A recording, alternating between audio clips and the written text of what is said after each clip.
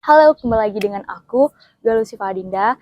Video kali ini aku ingin menjelaskan tentang semiotika dan hermeneutika, tapi secara singkat, secara padat, karena banyak banget di luar sana yang menjelaskan hal yang sama, akan tetapi secara panjang lebarnya.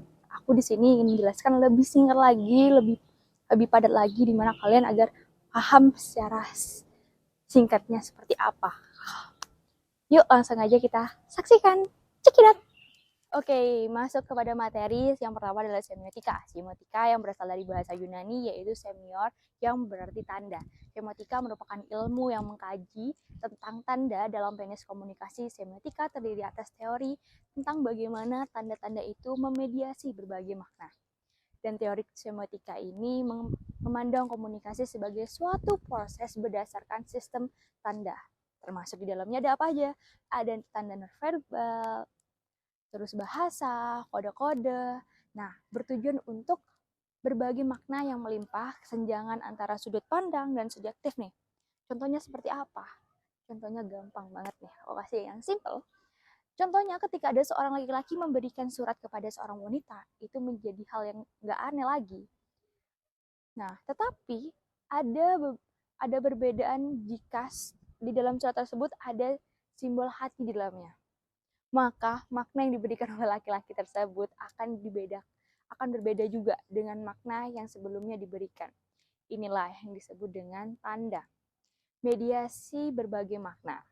Ada beberapa tokoh nih di semiotika, yaitu salah satunya adalah Ronald Barthes. Konsep pemikiran lambat adalah signifikan, denotasi, konotasi, dan mitologi. Ronald Barthes menekankan interaksi antara teks atau Anda dengan pengalaman kultural seperti pada kata meja hijau. Dalam kamus, meja hijau, meja yang berwarna hijau, tetapi beda kalau di Indonesia. Meja hijau bisa berarti pengadilan persidangan. Hal ini sesuai dengan gagasan yang ditemukan oleh Ronald Barthes, yaitu order of signification, yang mencangkup denotasi merupakan makna yang sebenarnya dan juga konotasi yang merupakan makna tambahan yang terdaftar. Yang terhubung dengan keduanya juga mitos, merupakan bagaimana keduanya itu menjelaskan berbagai aspek realitas dan gejala alam mitos tersebut. Mitos merupakan salah satu produk kelas sosial nih yang memiliki suatu dominasi. Jadi ketika konotasi kemudian berkembang menjadi denotasi, dan kemudian denotasi itu akan berkembang lagi nih menjadi mitos dan akhirnya berkembang di masyarakat. Contoh simpelnya, pohon beringin yang lebat menimbulkan konotasi keramat karena dianggap sebagai nian dari makhluk halus kan. Nah, kemudian konotasi itu berkembang menjadi asumsi dasar yang melekat pada simbol pohon beringin. Pohon beringin ini pada tahapan pohon beringin ini ada yang keramat yang menjadi mitos dan akhirnya berkembang di masyarakat bahwa pohon beringin adalah pohon yang keramat. Kemudian apa sih manfaat mempelajari semiotika?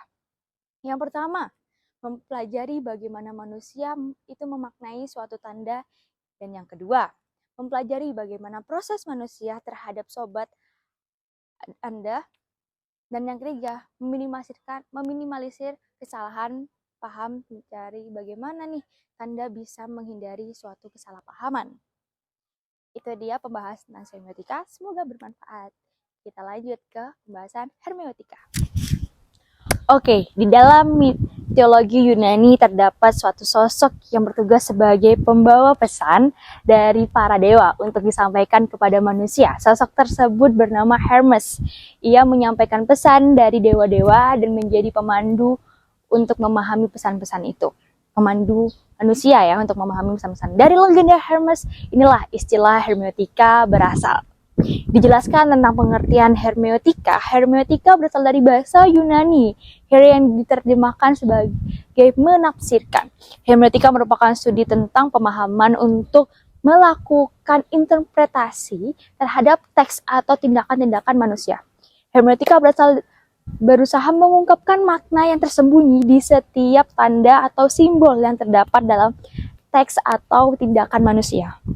Dalam sejarahnya, mula-mula hermeneutika merupakan prinsip interpretasi Weber.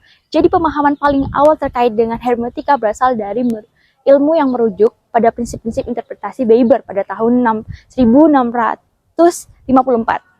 Susan Howard menulis buku tentang hermeneutika sebagai metode implementasi. Dalam tradisi Yunani kuno, kata hermenia dipakai untuk memaknai yang pertama, to say, mengatakan, to explain, menjelaskan, untuk menerjemah. Hermeneutika terbagi bentuk. Yang pertama, sosial atau tekstual, dan adalah hermeneutika tekstual, yaitu filsafat hermeneutika.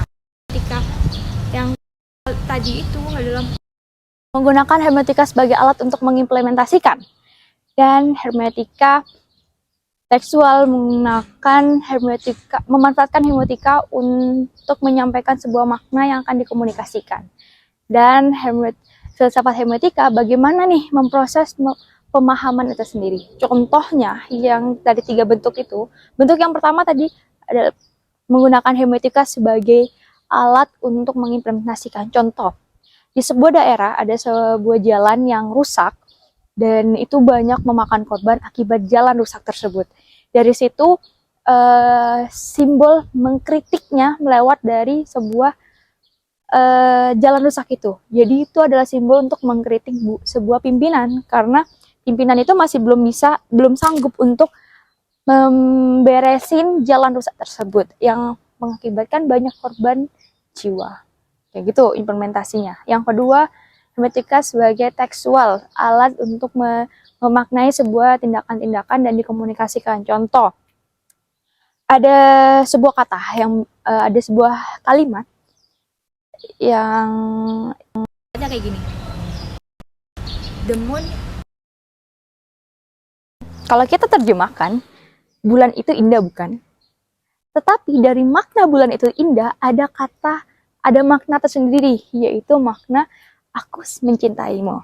Jadi kalau kita bilang I love you, aku mencintaimu, mungkin itu ada yang hal-hal yang biasa aja, tapi kita bisa mengungkapkannya dengan kata the moon is beautiful, isn't it?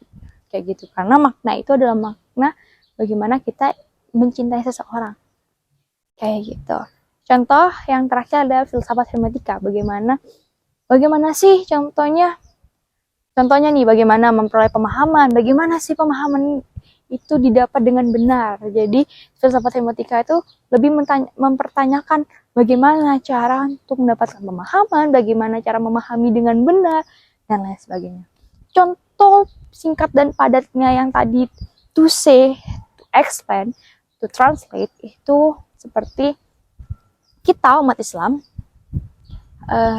tahu akan wahyu yang diberikan kepada Nabi Muhammad dan sahabat Nabi, yang dimana Allah ingin menyampaikan pesannya yang disampaikan kepada Nabi Muhammad dan para sahabat Nabi yang lain, dan dimana Nabi Muhammad itu menyampaikan pesan yang ingin Allah sampaikan itu disebarkan kepada umat Islam. Jadi pesan yang Allah berikan kepada Nabi Muhammad itu untuk disampaikan kepada umat Islam, dan itu hanya bisa lewat umat Islam. Sama seperti sejarah hermeneutika yang tadi, Hermes itu merupakan bagian dari dewa-dewa. Hermes itu sebenarnya anak dari dewa, lupa. Jadi dia menyampaikan pesan kepada manusia agar paham gitu loh apa yang ingin disampaikan. Jadi kita tahu kan kalau Al-Quran itu adalah kumpulan sebuah wahyu yang diberikan Allah. Nah, di Al-Quran itu tuh memiliki makna tersendiri dari suratnya, dari surat pertama sampai yang terakhir. Contohnya saja pada surat Al-Fatihah memiliki makna yaitu surat pembuka, dan semua umat Islam tahu bahwa memaknai surat Al-Fatihah itu sebagai surat pembuka. Jadi sering banget kita lakukan, kayak kita kalau mau ngelakuin apa aja, Bismillahirrahmanirrahim, baca surat Al-Fatihah gitu, karena emang itu udah dimaknai dari awal adalah sebagai surat pembuka. Kayak gitu guys contohnya. Semoga video ini bermanfaat dan bisa membantu kalian untuk memahami materi semiotika dan hermeneutika. Sampai ketemu di video selanjutnya. See you.